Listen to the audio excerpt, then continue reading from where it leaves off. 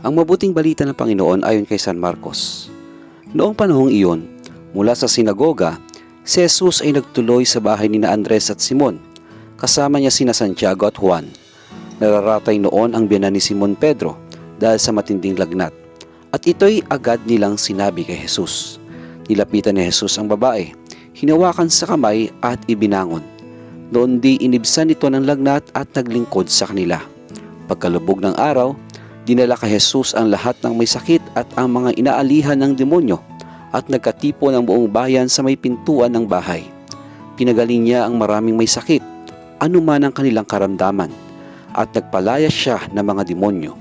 Hindi niya hinayaang magsalita ang mga ito sapagkat alam nila kung sino siya. Madaling araw pa'y bumangon na si Jesus at nagtungo sa isang ilang na pook at nanalangin. Hinanap siya ni Simon at ng kanyang mga kasama.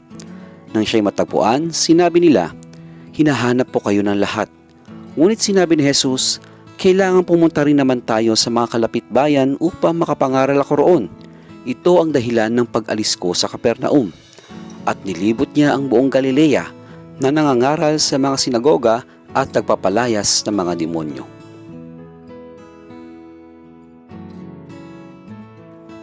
Makikita natin sa ating ebanghelyo na ang Panginoong Hesus ay napaka-productive sa kanyang misyon na mangaral, magpagaling at magpalayas ng demonyo.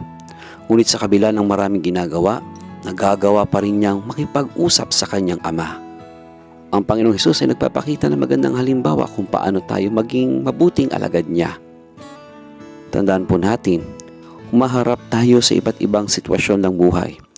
Ano man ang ating kakaharapin, huwag nawang mawala ng puwang ang pananalangin, sapagkat ito ang ating lakas sa suliranin man o sa mga gampanin. Make quality time o huwag kang maghintay ng oportunidad para manalangin. Ikaw ang maglaan ng oras para sa pananalangin kahit gaano ka man ka-busy. Make it personal. Maging totoo ka sa iyong damdamin sa pakikipag-usap sa Diyos. At higit sa lahat, make it regular o make it consistent. Hindi naman ito sa pahabaan ng panalangin o pagandahan ng mga salita sa pananalangin. Ito ay sa pamagitan ng inyo pong consistency o tuloy-tuloy na pakikipag-ugnayan sa Diyos. Kahit gaano ka man ka-busy, mas lalo kang manalangin.